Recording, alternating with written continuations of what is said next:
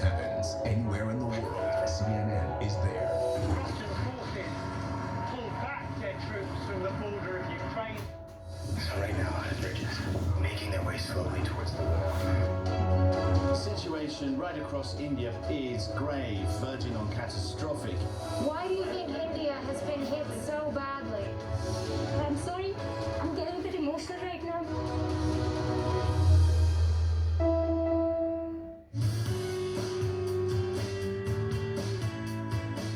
Protein is great for building muscle, and it benefits your hair and nails too. But while meats are a great source of protein, research suggests that replacing red meat with plant protein could help you live longer. Beans and lentils can be a start. They're rich in plant protein plus fiber, B vitamins, iron, and folate. Most beans are also low in fat. Plant-based sources of protein also include nuts and seeds. Try stocking up on almonds, pistachios, cashews, and walnuts. Whole grains like oats, buckwheat, and brown rice are also good sources of protein. And you might assume that all fruits and vegetables contain less protein than other plant-based foods, but protein accounts for about a third of the calories in Brussels sprouts, broccoli, asparagus, and artichokes. All new Inside Africa. Go inside the inventive minds, evolving places, and creative trends of the Africa you need to know now. In Egypt, an entrepreneurial spirit gives rise to a startup boom. It's a beautiful community of a lot of passionate people trying to pursue their dreams. Inside Africa, this weekend on CNN, in association with Zenith Bank. Top election officials in Arizona and Michigan are warning Democrats that democracy itself is at stake in the upcoming elections. Michigan Secretary of State Jocelyn Benson says it is time to start preparing for the 2024 elections now. Secretary Benson joins me now. Thank you. Good to see you. Good to see you, John. Thanks for having me. So you are absolutely, for sure, you are issuing a dire warning about the upcoming election. So talk to me about the danger. What's the biggest threat?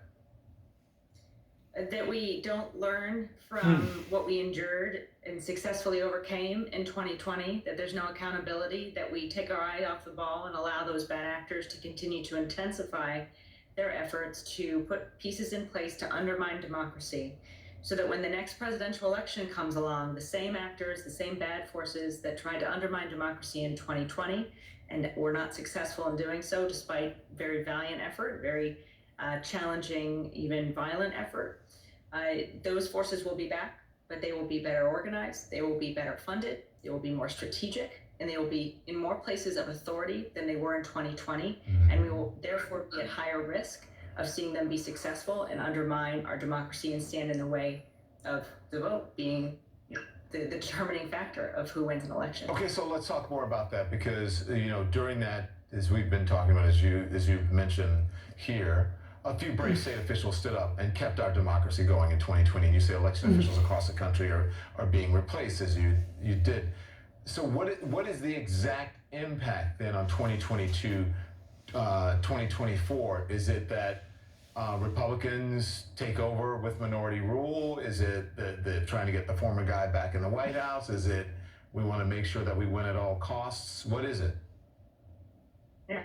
I think it's important to separate the political implications from the democracy implications, because what we saw in 2020, regardless of which candidate won or lost, was an attack on democracy that was a response to, among other things, an increase in voter turnout, also at historic levels of voter turnout in communities of color.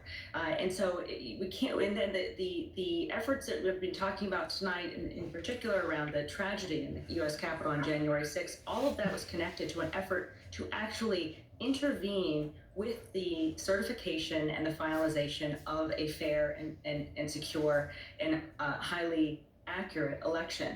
So that effort's going to come back in 2024. And what's happening right now in 2021, and which we should expect to only escalate in the months and years ahead, is an effort from those bad actors to prepare so that next time around they'll have more people in positions of authority, and again be better organized and more strategic to be able to be successful at blocking democracy.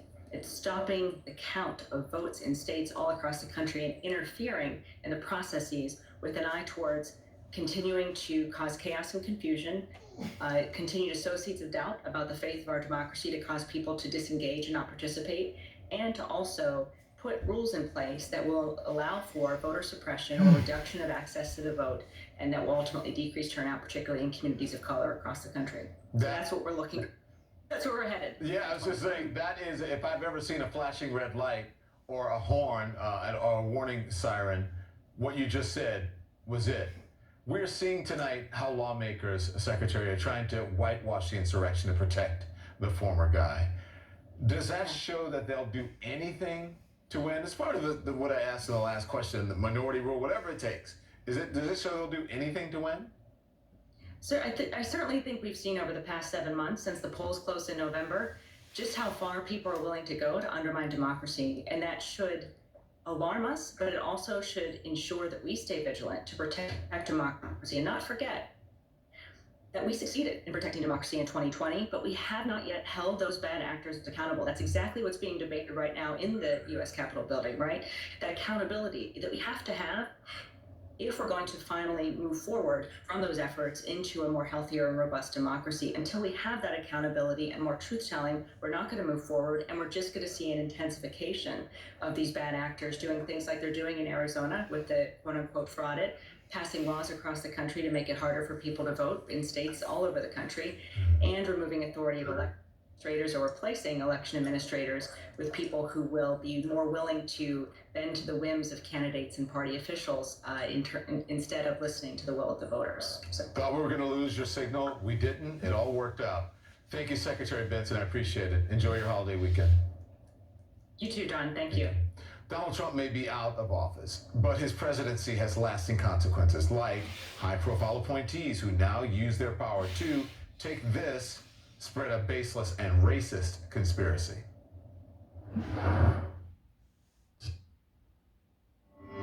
Kumo Tire. Dynamic performance. Comfort. Durability. Braking. Stability. Matchless performance, delivered by perfect balance. Dynamic performance. Kumo Tire.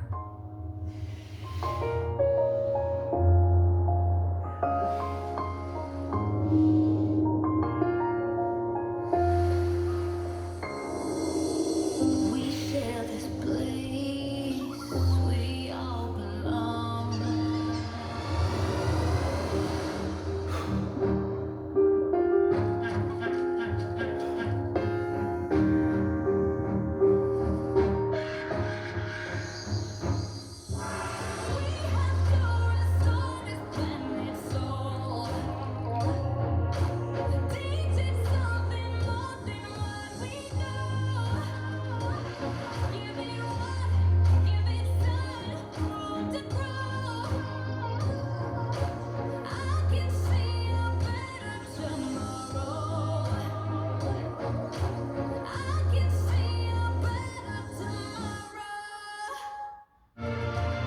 This is the 100 Club, our look at companies that are 100 years old or older.